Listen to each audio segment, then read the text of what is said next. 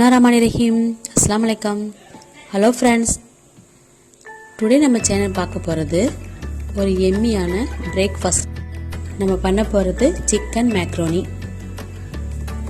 அதுக்கு தேவையான பொருட்கள்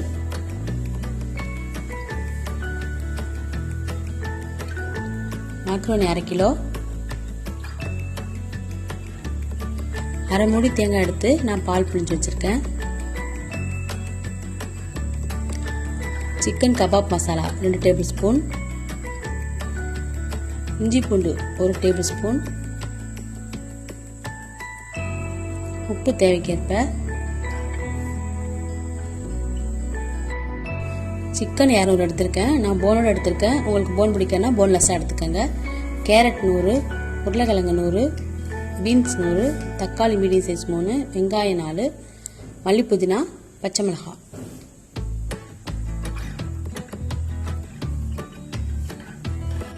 ஆயில் 4 டேபிள் ஸ்பூன்.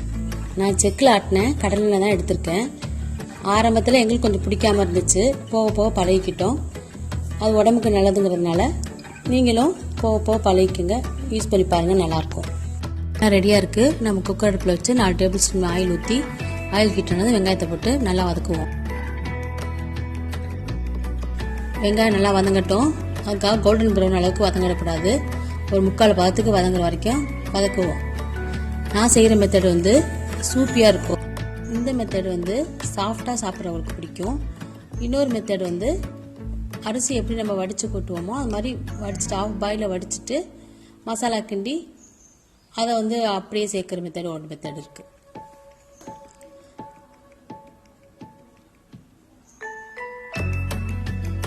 வெங்காயம் வதங்கிருச்சு. இந்த அளவு வதங்கினா போதும்.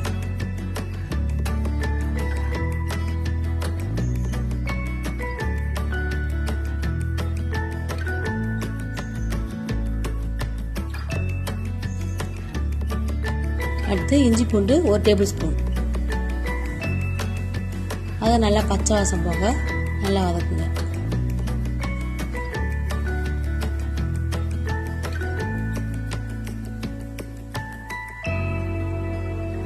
பிடிச்சிடாம மீடியம் ஃப்ளேம்ல வச்சு நல்லா கிளறுங்க.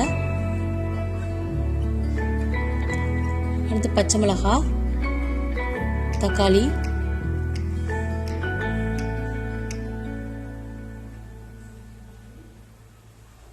அதை நல்லா வதக்குங்க. நல்லா வதக்குங்க. வதக்குனதும் நம்ம டிஷ்ஷுக்கு தேவையான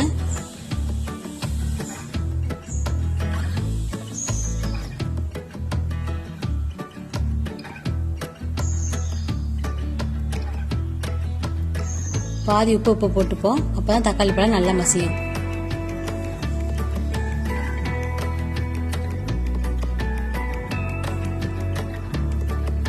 தக்காளி நல்லா மசியட்டும்.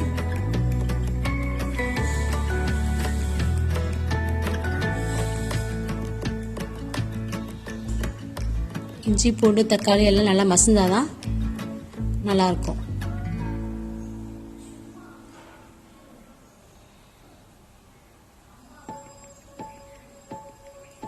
எடுத்து வச்ச சிக்கன் எடுத்து போட்டுருவோம். சிக்கன் நல்லா பச்சை வாசம் போகட்டும். நம்ம ஏற்கனவே இதில் உப்பு போட்டிருக்கோம். அந்த உப்பு இஞ்சி பூண்டு வாசலாம் நல்லா சிக்கனில் பிடிக்கிற மாதிரி நல்லா கிளறி விடுங்க. அடுத்து எடுத்து வச்ச சிக்கன் கபாப் மசாலா அது 2 டேபிள் ஸ்பூன் போட்டு நல்லா கிளறுங்க. நான் ஆச்சி மசாலா எடுத்திருக்கேன். எங்களுக்கு இந்த அளவுக்கு மசாலா, பச்சை மிளகாவோட காரம் இதுவே எங்களுக்கு போதும். எங்கள் வீட்டில் வந்து ரொம்ப காரம் சாப்பிட மாட்டோம். நீங்கள் வந்து இன்னும் காரம் சாப்பிட்றேன்னா 1 டீஸ்பூன் மிளகாத்தூள், 1 டீஸ்பூன் கரம் மசாலா தூள் சேர்த்துக்குங்க. சேர்த்து செஞ்சீங்கன்னா உங்களுக்கு இன்னும் கொஞ்சம் எக்ஸ்ட்ரா ஃப்ளேவர் கிடைக்கும். அடுத்து நம்ம எடுத்து வச்ச மல்லி புதினா போட்டு கலரிடுவோம்.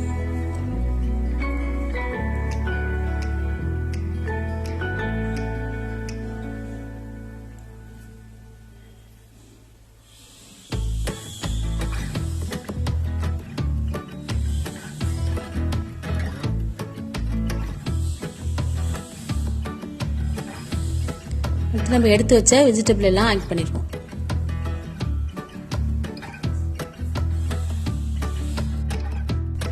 நான்வெஜ் சாப்பிடாதவங்க சிக்கன் அவாய்ட் பண்ணிவிட்டு வெஜிடபிள்ஸ் மட்டும் ஆட் பண்ணி செஞ்சாவும் நல்லாயிருக்கும். நல்லா காயெல்லாம் நல்லா வதங்கட்டும்.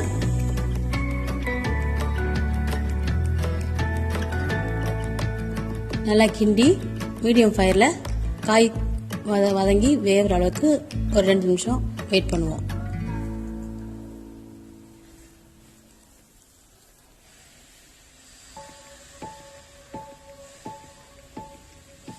காயெல்லாம் நல்லா வதங்கி வெந்துருச்சு.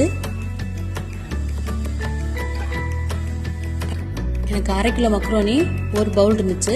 நான் தேங்காய் பாலோட சேர்த்து தண்ணி சேர்த்து 2 பவுல் மெஷர் பண்ணி ஊற்றிருக்கேன். தண்ணி கொதி வந்ததும் மக்ரோனி நம்ம அலசி வடிகட்டி நம்ம சேர்த்துருவோம். எப்போவும் மக்ரோனி அலசிட்டு சேர்க்கறது நல்லது. எப்படி பேக்கிங் ஆகி வந்திருக்குன்னு நமக்கு தெரியாது, அதனால் அலசிட்டு சேர்த்துக்கணும். இப்போ கலந்துட்டு உப்பு காரெல்லாம் சரி பார்த்துட்டு குக்கரை மூடி ஒரு விசில் வச்சா கரெக்டாக இருக்கும்.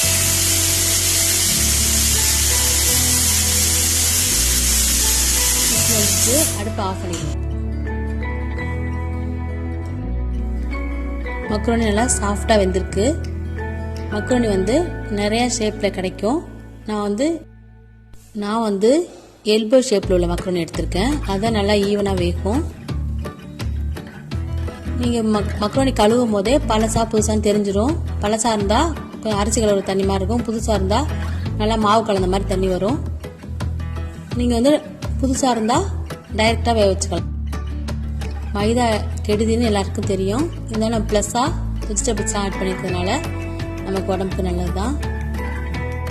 எம்மியான மக்ரோனி ரெடி ஆயிடுச்சு. என்னுடைய சேனல் பிடிச்சிருந்தா லைக் பண்ணுங்கள், ஷேர் பண்ணுங்கள், சப்ஸ்கிரைப் பண்ணுங்கள். தேங்க்யூ.